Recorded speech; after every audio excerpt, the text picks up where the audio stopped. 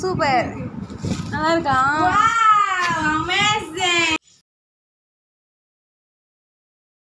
Hello friends, welcome back to Darsha's lifestyle. So இன்றைக்கி நம்ம என்ன விலாக் பார்க்க போகிறோன்னா, தர்ஷாவுடைய பர்த்டே விலாக் தான்.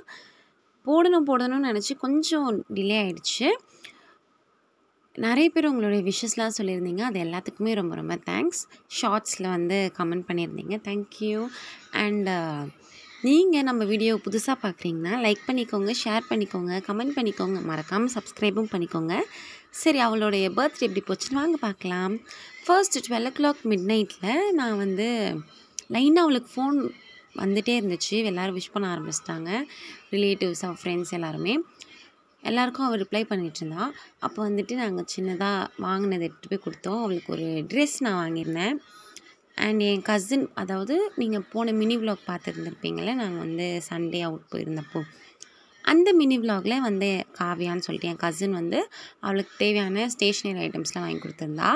அதெல்லாம் பார்த்து நைட்டே நல்லா பர்த்டே ஸ்டார்ட் பண்ணிட்டாங்க தர்ஷா. அண்ட் நெக்ஸ்ட் டே தர்ஷாவுக்கு வந்து ஸ்கூலில் இருந்துச்சு. ஸோ ஸ்கூலுக்கு போயிட்டா, அதனால் விலாக் எடுக்க முடியல. ஈவினிங் தான் எடுத்தோம். வந்து கோவிலுக்கு போகவே இல்லைன்னு சொல்லிவிட்டு அவளுக்கு தலை நான் தான் வாரி விட்டேன். அழகாக இருக்கான்னு கமெண்ட்டுங்க. அவளுக்கு ஹேர்லாம் கோம் பண்ணி மேக்கப்லாம் முடிச்சுட்டு, மேடம் வந்து ரெடி ஆகலை, அதனால் ஃபேஸ் காமிக்கல. எல்லாமே முடிச்சுட்டு கோவிலுக்கு கிளம்பிட்டோம். சிவன் கோவிலுக்கு தாங்க போனோம். நாங்கள் ஃபேமிலியாக எல்லாருமே தான் சேர்ந்து போயிட்டு அங்கே போய் அர்ச்சனை பண்ணோம். அங்கே வழியே கோமாதா இருந்தது, கௌசமாக கும்பிட்டுட்டு இருந்தாங்க.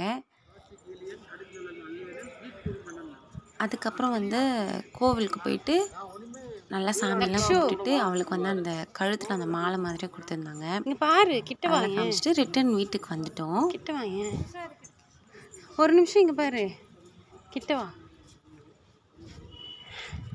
Happy birthday.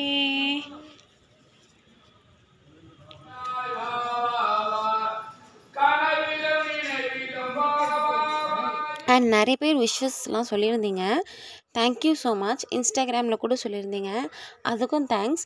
நீங்கள் இன்னும் வந்து எங்களுடைய இன்ஸ்டாகிராம் ஐடி ஃபாலோ பண்ணலன்னா தர்ஷாஸ் லைஃப் ஸ்டைல்னு போயிட்டு செக் பண்ணி பாருங்கள். அண்ட் ஃபாலோ பண்ணலாம், ஃபாலோ பண்ணிக்கோங்க. முடிஞ்சால் டெஸ்கிரிப்ஷன்லேயும் நான் கொடுக்குறேன், போய் ஃபாலோ கொடுத்துக்கோங்க. ஸோ அப்புறம் அவ்வளோதான், கிளம்பிட்டோம் வீட்டுக்கு போனோடனே என் தாத்தா வந்து ரசகுல்லா வந்து வாங்கிட்டு வந்து ஊட்டி விட்டார். அதை வந்து நான் கேப்சர் பண்ணியே ஆகணுமா.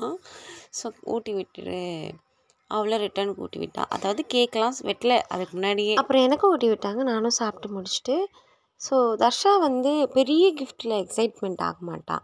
சின்னதாக ஏதாச்சும் கிஃப்ட் கொடுத்துட்டோன்னா ரொம்ப எக்ஸைட் ஆகிடுவான் அந்த ஹோல் டேயுமே. அதுக்கப்புறம் கேக் ஷாப்புக்கு போய் கேக்லாம் வாங்கிட்டு வந்தோம். காளானும் போகிற வழியில் சாப்பிட்டோம். அவள் கேக் வெட்டிட்டு எங்களுக்கெல்லாம் ஊட்டுறதுக்கு முன்னாடியே வந்து அந்த அவளுடைய பெட்ஸ் எல்லாருக்குமே ஊட்டிடுவாள்.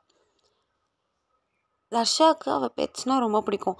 அதாவது நாங்கள் வீட்டில் வளர்க்கல, இதெல்லாமே ரோட் சைட் டாக்ஸ் தான். ஆனால் எங்கள் வீட்டு வாசல்லே தான் இருக்கும். அவளுக்கு ரொம்ப இஷ்டமும் கூட. அன்றைக்கி நைட் கேக் வெட்டுற டைம் வந்துச்சு. அவள் கேக் வெட்டிட்டு லைனாக ஒவ்வொருத்தங்களுக்காக ஊட்டிகிட்டு இருந்தா. ஃபஸ்ட்டு டேடிக்கு தான் ஊட்டுவா, நெக்ஸ்ட்டு தான் எல்லாருக்குமே. எல்லாருக்கும் ஊட்டுறாலும் இல்லையோ, அவள் போய் அவள் பெட்ஸுக்கு கேக் கொடுத்துடுவா. அது மட்டும் அவள் மறக்கவே மாட்டாள். அவளுக்கு ரொம்ப அவள் பெட்ஸ்னால் ரொம்ப பிடிக்கும். அண்ட் அவள் ஃப்ரெண்ட்ஸ் கூட நிறைய கிஃப்ட்ஸ் கொடுத்துருந்தாங்க நெக்ஸ்ட் டேஸில். என்னால் அது எதுவுமே கேப்சர் பண்ண முடியல, ஏன்னா வந்து அவளும் வேணாம் அப்படின்னு சொல்லிட்டா. ஸோ அதனால் நான் கேப்சர் பண்ணல. அவங்களுக்கும் தேங்க்யூ. கிஃப்ட்டுன்னு சொல்லி ஏமாற்றிட்டு இருந்தோம் குழந்தைய கொஞ்சம் நேரத்துக்கு. அது சும்மா ஜாலியாக பண்ணிகிட்ருந்தோம், சீரியஸாக எடுத்துக்காதீங்க. அண்ட் நெக்ஸ்ட் வந்து அவளுக்கு நெக்ஸ்ட்டு கிஃப்ட் வந்து கேக் வெட்டினதுக்கப்புறம் என்ன கொடுத்தோன்னா, அந்த ஃப்ரேம் மாதிரி ஒன்று கொடுத்துருந்தோம், ஒரு கொலாஜ் பண்ணிவிட்டு.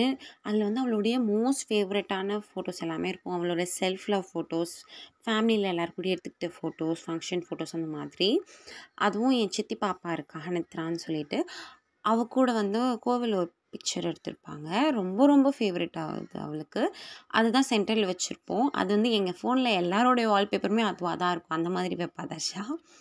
ஸோ அந்த பிக்சர் சென்டரில் வச்சுட்டு மீதி எல்லாமே சைடில் வச்சோம். மோஸ்ட்லி நானும் இருக்கிற மாதிரி தான் கொடுத்துருந்தேன். அவளுக்கு அது ரொம்ப சாட்டிஸ்ஃபைட், ரொம்ப பிடிச்சிருந்துச்சுன்னு சொல்லியிருந்தா. அவள் ஃப்ரெண்ட்ஸ் கொடுத்தது கூட பிடிச்சிருந்துச்சு. அண்ட் இன்னொன்று, நான் சொல்கிறது கரெக்ட்னா கமெண்ட்டில் கரெக்டுன்னு சொல்லுங்கள். நம்ம இப்போ ஒரு கிஃப்ட்டு கொடுக்குறோம் அது யார்கிட்டயாச்சும் சொல்லிட்டோம், அதாவது பர்த்டேகள் இல்லாமல் சொல்லிட்டோன்னா அதை யாராச்சும் அவகிட்ட ரிவீல் பண்ணுறதுலேயே இருக்காங்க. அந்த சஸ்பென்ஸ் வச்சுட்டு அவகிட்ட கிஃப்ட்டு கொடுக்குற வரைக்கும் தாக்கு பிடிக்கிறது எவ்வளோ கஷ்டம் இல்லை. வெறும் அந்த ஒரே ஒரு நிமிஷம் சந்தோஷத்துக்காக கஷ்டப்படணும், ஓல்டே கஷ்டப்படும். அப்படின்னா தயவு செஞ்சு கமெண்ட் பண்ணுங்கள் கரெக்டுன்னு சொல்லிட்டு. நிறைய பேர் கிஃப்ட்டு ரிவீல் பண்ணுவாங்க. என் அம்மா சொல்லிடுவாங்க, என் பாட்டி எல்லாருமே ரிவீல் பண்ண ட்ரை பண்ணாங்க. எல்லாருக்கிட்டையும் மறைச்சி இதை கொடுக்குறதுக்குள்ளே நான் ஒரு வழி ஆகிட்டேன். அண்ட் இதுதான் அவளுடைய கிஃப்ட்டு. இன்னும் சிலது இருக்குது, அதெல்லாம் நாங்கள் காமிக்கல. ஸோ அவ்வளோதாங்க இந்த விலாக். உங்கள் எல்லாருக்கும் இந்த விலாக் பிடிச்சிருந்ததுன்னா மறக்காமல் லைக் ஷேர். எல்லாருடைய பிளெஸிங்ஸுமே தர்ஷாக்கு எப்பயுமே வேணும், அவளுடைய எல்லா ஃபேஸ் ஆஃப் லைஃப்லேயுமே வேணும். ஸோ உங்கள் பிளெஸிங்ஸ் அவளுக்கு கொடுத்துட்டே இருங்க. அவ்வளோதாங்க. நான் உங்களை நெக்ஸ்ட் வீடியோலேயோ விலாக்லேயோ இல்லைனா மினி ஷார்ட்ஸ்லேயோ எதுலையாச்சும் சந்திக்கிறேன். அண்டில் தென் பாய். சப்ஸ்கிரைப் பண்ணிக்கோங்க. தேங்க்ஸ் ஃபார் வாட்சிங். Bye guys.